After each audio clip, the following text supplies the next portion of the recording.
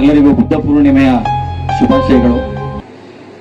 ಈ ಕಾರ್ಯಕ್ರಮದ ಅಧ್ಯಕ್ಷತೆಯನ್ನು ವಹಿಸಿರುವ ಗೌರವಾನ್ವಿತ ಕುಲಪತಿಗಳು ಮತ್ತು ನನ್ನ ಆತ್ಮೀಯರಾದಂತಹ ಡಾಕ್ಟರ್ BK ರವಿ ಸರ್ ಅವರೇ, ಮುಖ್ಯಮಂತ್ರಿಗಳ ಆಪ್ತ ಕಾರ್ಯದರ್ಶಿಗಳು ನನ್ನ ಆತ್ಮೀಯರಾದಂತಹ ಡಾಕ್ಟರ್ ವೆಂಕಟೇಶಯ್ಯ ಸರ್ ಅವರೇ, ವೇದಿಕೆಯಲ್ಲಿ ಆಸೀನರಾಗಿರುವ ಹಿರಿಯ ಸಾಹಿತಿಗಳು, ನನ್ನ ಆತ್ಮೀಯರು ಮತ್ತು ಇದೇ ಊರಿನವರಾದಂತಹ ಲಕ್ಷ್ಮೀಪತಿ ಕೋಲಾರ ಸರ್ ಅವರೇ, ವೇದಿಕೆಯ ಮೇಲಿರುವ ಶರೀಫಾ ಮೇಡಮ್ ಅವರೇ, ಆರತಿ ಮೇಡಮ್ ಅವರೇ, ಹಿರಿಯ ಪತ್ರಕರ್ತರು ಸಾಹಿತಿಗಳಾದಂತಹ GN ಮೋಹನ್ ಸರ್ ಅವರೇ,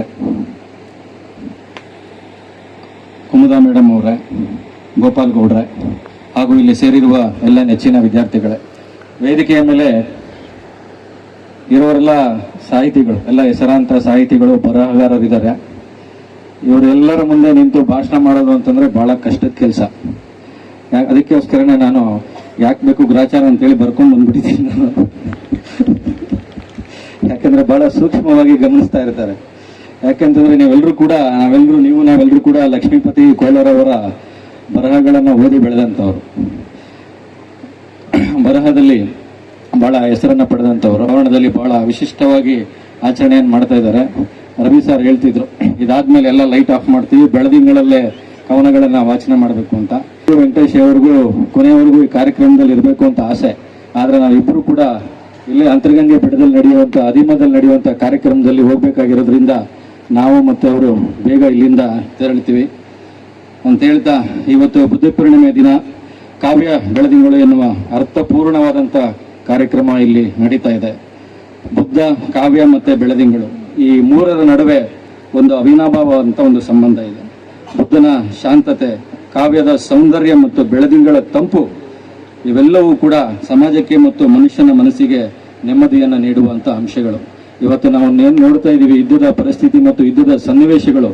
ಇಂಥ ಸಂದರ್ಭದಲ್ಲಿ ಬುದ್ಧ ಅತ್ಯಂತ ಹೆಚ್ಚು ಪ್ರಸ್ತುತನಾಗ್ತಾ ಇದ್ದಾನೆ ಅನ್ನೋದು ನನ್ನ ಅನಿಸಿಕೆ. ಆಗ್ಲೇ ನಿರೂಪಕರು ಹೇಳಿದ್ರು, ಅಪ್ಪ ದೀಪೋಭವ ಅಂತ, ಅಂದ್ರೆ ನಿನ್ನ ದೀಪ ನೀನೇ ಆಗು ಅಂತ. ಈ ಮಾತು ಮನುಕುಲಕ್ಕೆ ಕೊಟ್ಟಂತಹ ಒಂದು ದೀವಿಗೆ ಅನ್ನೋದು ನನ್ನ ಅನಿಸಿಕೆ. ಬುದ್ಧನ ಬದುಕೆ ಒಂದು ಲೌಕಿಕ ಜಗತ್ತಿಗೆ ಅಗತ್ಯವಾಗಿ ಬೇಕಾಗಿರುವಂತಹ ಒಂದು ಕಾವ್ಯ ಔಷಧ. ಬೆಳದಿಂಗಳು ಬಾಹ್ಯ ಪ್ರಪಂಚವನ್ನ ಸುಂದರಗೊಳಿಸ್ತದೆ, ಆದರೆ ಬುದ್ಧನ ಚಿಂತನೆಗಳ ಕಾವ್ಯ ಮನುಷ್ಯನ ಅಂತರಂಗವನ್ನ ಶುದ್ಧಗೊಳಿಸುತ್ತದೆ ಅನ್ನೋದು ನನ್ನ ಅನಿಸಿಕೆ. ಸಿದ್ಧಾರ್ಥನಿಂದ ಬುದ್ಧನಾದ ಆ ಮಹಾಚೇತನದ ಪಯಣವೇ ಒಂದು ಅದ್ಭುತ ಕಾವ್ಯ ಅನ್ನೋದು ಎಲ್ರಿಗೂ ಕೂಡ ಗೊತ್ತಿರುವಂತಹ ವಿಚಾರ. ಅಧಿಕಾರದ ಅರಮನೆಯ ಸುಖವನ್ನ ತೊರೆದು ಸುಳ್ಳು ಮತ್ತು ನಕಲಿತನದ ಕ್ಷಣಿಕತೆಯ ಹೊದಿಕೆಯನ್ನ ಕಿತ್ತೆಸೆದು ಸತ್ಯವನ್ನ ಅರಿಸಿ ಹೊರಟ ಸಿದ್ಧಾರ್ಥ ಅವತ್ತು ಇಟ್ಟ ಹೆಜ್ಜೆಗಳು ಇಂದಿಗೂ ಕೂಡ ಮನುಕುಲಕ್ಕೆ ದಾರಿದೀಪ ಮಾತ್ರ ಅಲ್ಲ, ಈ ಮಹಾಚೇತನದ ಪಯಣವೇ ಒಂದು ಅದ್ಭುತವಾದಂತ ಕಾವ್ಯ. ಬದುಕು ಒಡ್ಡುವ ಎಲ್ಲ ಬಗೆಯ ತಲ್ಲಣಗಳಿಗೆ ಕಾವ್ಯದಲ್ಲಿ ಮದ್ದು ಇದೆ. ಲಂಡನ್ನಲ್ಲಿ ಪೊಯಿಟ್ರಿ ಥೆರಪಿ ಅಂದ್ರೆ ಕಾವ್ಯ ಚಿಕಿತ್ಸೆ ಅಂತ ಏನ್ ಹೇಳ್ತೀವಿ, ಅದನ್ನ ವೈದ್ಯರು ನಿರ್ದಿಷ್ಟ ರೋಗಕ್ಕೆ ಸೂಚಿಸುವ ಪದ್ಧತಿ ಕೂಡ ಇದೆ. ಆದರೆ ಬುದ್ಧನ ಬದುಕಿನ ಪ್ರತಿ ಹೆಜ್ಜೆಗಳು ಕೂಡ ಮೌನ ಮತ್ತು ಅರಿವಿನ ಕುಲುಮೆಯಲ್ಲಿ ಖುದ್ದು ರೂಪುಗೊಂಡ ಕಾವ್ಯಗಳಾಗಿವೆ ಅನ್ನೋದು ನನ್ನ ಅನಿಸಿಕೆ. ಬುದ್ಧ ಬರುವವರಿಗೆ ಕ್ಷತ್ರಿಯ ಧರ್ಮ ಅಂತಂದ್ರೆ ಇನ್ನೊಬ್ಬರ ವಿರುದ್ಧ ಶಸ್ತ್ರಸಜ್ಜಿತ ಹೋರಾಟವೇ ಆಗಿತ್ತು. ಆದರೆ ಶಾಕ್ಯ ಕುಲದಲ್ಲಿ ಜನಿಸಿದ ಯುವರಾಜ ಸಿದ್ಧಾರ್ಥ ಜಗತ್ತಿಗೆ ನಿರೂಪಿಸಿದ ಕ್ಷತ್ರಿಯ ಧರ್ಮ ಬೌದ್ಧ ಧರ್ಮವಾಗಿ ಇವತ್ತು ಜಗತ್ತನ್ನು ಸದಾ ಬೆಳಗ್ತಾ ಇದೆ. ಅಧಿಕಾರದ ರಾಜಕುಲದಲ್ಲಿ ಹುಟ್ಟಿದ ಕಾರಣಕ್ಕೆ ಕ್ರೌರ್ಯ ಮರೆಯಬೇಕಾಗಿಲ್ಲ.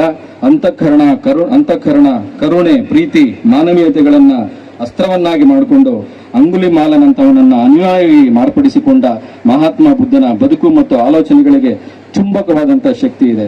ಅದನ್ನು ಆಳವಾಗಿ ಅರಿಯುವವನ ಎದೆಯಲ್ಲಿ ಕಾವ್ಯ ಗೂಡು ಕಟ್ಟುತ್ತದೆ. ಕಾವ್ಯದ ಸೆಳೆತ ಅಮ್ಮ ಅಜ್ಜಿಯ ಲಾಲಿ ಹಾಡಿನಿಂದ ಆರಂಭಗೊಳ್ಳುತ್ತದೆ. ಅದೇ ರೀತಿ ಬುದ್ಧನ ಸರಳ ತತ್ವಗಳನ್ನು ಅನುಸರಿಸುತ್ತಾ ಹೋದ್ರೆ ಬದುಕು ನಿಶ್ಚಿತವಾದಂತಹ ಒಂದು ಕಾಣಿಕೆಯಾಗ್ತದೆ. ಇಂದಿರುವ ಅಧಿಕಾರ ನಾಳೆ ಇರೋದಿಲ್ಲ, ಯಾವುದರ ಮೇಲೂ ಕೂಡ ಅಧಿಕಾರ ಸಾಧಿಸಬೇಡ ಎಂಬುದನ್ನು ಒಬ್ಬ ಯುವರಾಜ ಲೋಕಕ್ಕೆ ಕಾಣಿಕೆಯಾಗಿ ನೀಡುವುದರ ಹಿಂದೆ ತಾತ್ವಿಕತೆಯ ಜೊತೆಗೆ ದೂರದೃಷ್ಟಿ ಕೂಡ ಇದೆ. ಸಿದ್ಧಾರ್ಥ ಬುದ್ಧನಾಗುವ ಮಾರ್ಗದಲ್ಲಿ ಪದ ಪಾಂಡಿತ್ಯ, ಶಬ್ದ, ಚಮತ್ಕಾರದ ಕುಣಿಕೆಗೆ ಜೋತು ಬೀಳಲಿಲ್ಲ.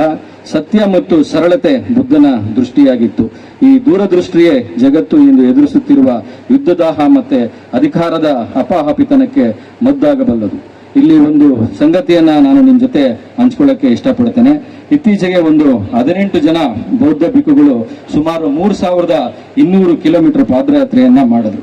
ಅದು ಇಡೀ ಜಗತ್ತಿನ ನೋವಿಗೆ ಸಾಂತ್ವನ ಹೇಳುವ ರೀತಿಯಲ್ಲಿ ಆ ಪಾದಯಾತ್ರೆ ನಡೀತು. ಕೋಟ್ಯಾಂತರ ಜನರ ಹೃದಯಗಳನ್ನ ತಟ್ಟಿದ ರೀತಿಯಲ್ಲೇ ನನ್ನ ಹೃದಯವನ್ನು ಕೂಡ ಆ ಪಾದಯಾತ್ರೆ ತಟ್ಟಿತು.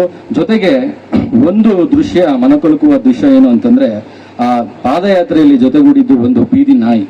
ಬೌದ್ಧ ಭಿಕ್ಷುಗಳ ಪಾದಯಾತ್ರೆ ವೇಳೆ ಆಕಸ್ಮಿಕವಾಗಿ ಅಡ್ಡ ಬಂದಂತಹ ಒಂದು ಬೀದಿ ನಾಯಿ ಬಳಿಕ ಭಿಕ್ಷುಗಳ ಪಾದಯಾತ್ರೆ ಉದ್ದಕ್ಕೂ ಕೂಡ ಹೋಗಿ ವಿಶ್ವದ ಗಮನವನ್ನ ಸೆಳೆಯಿತು. ಕೋಟ್ಯಾಂತರ ಮಂದಿಯ ಮೊಬೈಲ್ಗಳಲ್ಲಿ, ಡಿಪಿಗಳಲ್ಲಿ ಮತ್ತೆ ಸ್ಟೇಟಸ್ಗಳಲ್ಲಿ ಅದು ಬಹಳ ಪ್ರಸಿದ್ಧಿಯನ್ನ ಪಡೆಯಿತು. ವಿಶ್ವದಲ್ಲಿ ಈ ಶತಮಾನದಲ್ಲಿ ಅತಿ ಹೆಚ್ಚು ಪ್ರಚಾರ ಪಡೆದ ಸೆಲೆಬ್ರಿಟಿಯಾಗಿದ್ದು ಈ ಅಲೋಕ ಎನ್ನುವ ಬೀದಿ ನಾಯಿ. ಅಲೋಕ ಎಂದರೆ ಸಂಸ್ಕೃತದಲ್ಲಿ ಬೆಳಕು ಮತ್ತು ಜಾಗೃತಿ ಅಂತ ಅರ್ಥ. ಭಿಕ್ಕುಗಳ ಜೊತೆಗೆ 3200 ಕಿಲೋಮೀಟರ್ ಪಾದಯಾತ್ರೆಯನ್ನ ಮಾಡದ ಆ ಬೀದಿ ನಾಯಿ ಇವತ್ತು ಚರಿತ್ರೆಯಲ್ಲಿ ದಾಖಲಾಗಿದೆ. 3200 ಕಿಲೋಮೀಟರ್ ಬರಿಗಾಲಲ್ಲಿ ನಡೆದ ಭಿಕ್ಕುಗಳು ಮಾರ್ಗದ ಉದ್ದಕ್ಕೂ ಕೂಡ ಮೌನವನ್ನು ಧರಿಸಿದ್ರು. ಪದ ಪಾಂಡಿತ್ಯ, ಶಬ್ದ ಚಮತ್ಕಾರದ ಟೊಳ್ಳುತನಕ್ಕೆ ಅವರು ಯಾರು ಕೂಡ ಇಳಿಯಲಿಲ್ಲ. ಶಾಂತಿ, ಸಹಬಾಳ್ವೆಯ ಮಾನವೀಯ ಕಳಕಳಿ ಬರಿಗಾಲಿನ ಮತ್ತು ಮೌನದ ನಡಿಗೆಯಲ್ಲಿ ಜಗತ್ತಿನ ಹೃದಯಗಳನ್ನ ತೇವಗೊಳಿಸಿದಂತೂ ನಿಜ. ಪಾದಯಾತ್ರೆಯ ಹಾದಿ ಉದ್ದಕ್ಕೂ ಸಾವಿರಾರು ಮಂದಿ ಹಾಡು ಕಟ್ಟಿದ್ರು, ಕಾವ್ಯಗಳನ್ನು ರಚಿಸಿದ್ರು. ಶಾಂತಿಯ ಕನವರಿಕೆಗಳೇ ಎಲ್ಲರ ಪ್ರಾರ್ಥನೆಗಳಾಗಿತ್ತು. ಇಂತಹ ಬುದ್ಧನ ಮಾರ್ಗ ನಮ್ಮದು ಎನ್ನುವ ಹೆಮ್ಮೆಯನ್ನ ಸದಾ ಎದೆಯಲ್ಲಿ ಇಟ್ಟುಕೊಂಡು ನಾವೆಲ್ಲರೂ ಕೂಡ ಬೀಗೋಣ, ಅವನ ತತ್ವಗಳನ್ನ ಪಾಲಿಸುತ್ತಾ ಬಾಗೋಣ ಎಂದು ನಾನು ಈ ಸಂದರ್ಭದಲ್ಲಿ ಆಶಿಸ್ತೇನೆ. ಇಡೀ ಜಗತ್ತನ್ನು ಯುದ್ಧದ ಭೀಕರತೆ ಆವರಿಸುತ್ತಿರುವ ಇವತ್ತಿನ ವಿಷಗಳಿಗೆಯಲ್ಲಿ ಅಧಿಕಾರ ಹಿಡಿಯಲು ಏನ್ ಬೇಕಾದ್ರೂ ಮಾಡಬಹುದು, ಸಂಚು ಹೂಡುವವರ ನಡುವೆ ಅವ್ರು ಏನ್ ಬೇಕಾದ್ರೂ ಮಾಡಬಹುದು ಎನ್ನುವರ ನಡುವೆ ನಗುವ ಹೂವಾಗುವುದು ಸಣ್ಣ ಮಾತಲ್ಲ. ಕ್ಷತ್ರಿಯನಾಗಿ ಯುದ್ಧ ಮಾಡು ಎಂದು ಕೆಣಕಿದವರನ್ನು, ಸಂಚು ಹೂಡಿದವರನ್ನು, ಅಸೂಯೆ ಪಟ್ಟವರನ್ನು, ಸುಮ್ಮನೆ ಅವಮಾನಿಸಿ ಆರೋಪ ಮಾಡಿದವರನ್ನ ತನ್ನ ನಡೆಯಿಂದ, ಆಲೋಚನೆಗಳಿಂದ ತಿದ್ದಿದ್ದು ಕೇವಲ ಇತಿಹಾಸ ಅಲ್ಲ, ಸಣ್ಣ ಸಣ್ಣ ವಿಚಾರಗಳಿಗೂ ಕುಣಿಕೆಗೆ ಕೊರಳೊಡ್ಡುವ ಜಂಜೀಗಳು. ಅಂದರೆ ಇಂದಿನ ಯುವ ಪೀಳಿಗೆ ಕಲಿಯಬೇಕಾದ ಬುದ್ಧ ಪ್ರಭೆಯ ಮನೋಧರ್ಮಗಳು ಇವೆಲ್ಲವೂ ಕೂಡ ಆಗಿದೆ. ಬುದ್ಧ ಅಂತಂದ್ರೆ ಕೇವಲ ವ್ಯಕ್ತಿಯಲ್ಲ, ಅದೊಂದು ಸ್ಥಿತಿ. ಆಸೆಗಳನ್ನು ಗೆದ್ದು ಅಹಿಂಸೆಯನ್ನು ಉಸಿರಾಡಿ ಮಮತೆಯ ಮಳೆಯಾಗುವ ಕರುಣೆಯ ಕಡಲು ಈ ಬುದ್ಧ. ಇಂದಿನ ಈ ಕಾವ್ಯ ಬೆಳದಿಂಗಳು ಕಾರ್ಯಕ್ರಮ ಬಹಳ ಅರ್ಥಪೂರ್ಣವಾಗಿದೆ. ಕಾವ್ಯ ಮತ್ತು ಬೆಳದಿಂಗಳು ಎರಡೂ ನಮ್ಮ ಮನಸ್ಸನ್ನು ತಂಪು ಮಾಡುತ್ತವೆ. ಯುದ್ಧದ ಅಬ್ಬರದ ನಡುವೆ ಬುದ್ಧನ ಶಾಂತಿಯ ಮಂತ್ರ ನಮಗೆ ಇವತ್ತಿನ ಅನಿವಾರ್ಯ ಆಗಿದೆ. ಕವಿಗಳ ಲೇಖನೆಯಿಂದ ಹೊರಬರುವ ಪ್ರತಿಯೊಂದು ಪಾಲು ಬುದ್ಧನ ಧಮ್ಮದಂತೆ ಲೋಕಕ್ಕೆ ಪ್ರೀತಿಯನ್ನು ಹಂಚಲಿ ಎಂದು ನಾನು ಈ ಸಂದರ್ಭದಲ್ಲಿ ಹಾರೈಸ್ತೇನೆ. ಬುದ್ಧನ ಈ ಸಂದೇಶದಂತೆ ನಮ್ಮೊಳಗಿನ ಅರಿವಿನ ದೀಪವನ್ನು ನಾವೆಲ್ಲರೂ ಸೇರಿ ಹಚ್ಚೋಣ. ಈ ಬೆಳದಿಂಗಳ ರಾತ್ರಿಯಲ್ಲಿ ಕಾವ್ಯದ ಮೂಲಕ ಬುದ್ಧನನ್ನು ಧ್ಯಾನಿಸೋಣ. ದ್ವೇಷ ಜಾಗದಲ್ಲಿ ಪ್ರೀತಿ ಇರಲಿ, ಹಿಂಸೆಯ ಜಾಗದಲ್ಲಿ ಕರುಣೆ ಇರಲಿ. ಈ ಸುಂದರ ಕಾರ್ಯಕ್ರಮಕ್ಕೆ ಅವಕಾಶ ಮಾಡಿಕೊಟ್ಟ ಆಯೋಜಕರಿಗೆ ಮತ್ತು ಶಾಂತ ಚಿತ್ತದಿಂದ ಆಲಿಸಿದ ನಿಮಗೆಲ್ಲರಿಗೂ ವಂದಿಸುತ್ತಾ ನನ್ನ ಮಾತುಗಳನ್ನು ಈ ಪುಟ್ಟ ಕಾವ್ಯದ ಸಾಲುಗಳೊಂದಿಗೆ ಮುಗಿಸುತ್ತೇನೆ. ಬೆಳದಿಂಗಳಲ್ಲಿ ಮಿಂದು ಬರಲಿ ಹೊಸ ಚೈತನ್ಯ, ಬೆಳದಿಂಗಳಲ್ಲಿ ಮಿಂದು ಬರಲಿ ಹೊಸ ಚೈತನ್ಯ, ಬುದ್ಧನ ದಾರಿಯಲ್ಲಿ ಸಾಗಲಿ ನಮ್ಮೀ ಪ್ರಯಾಣ. ಕಾವ್ಯದ ಕಂಪು ಹರಡಲಿ ಜಗವನ್ನಿಂದು, ಶಾಂತಿಯ ಮಂತ್ರ ಮೊಳಗಲಿ ಎಂದೆಂದು. ಮತ್ತೊಮ್ಮೆ ಎಲ್ಲರಿಗೂ ಬುದ್ಧ ಪೂರ್ಣಿಮೆ ಜಯಂತಿಯ ಶುಭಾಶಯಗಳನ್ನು ಕೋರಿ ನನ್ನ ಮಾತುಗಳನ್ನು ಮುಗಿಸ್ತೇನೆ. ನಮಸ್ಕಾರ.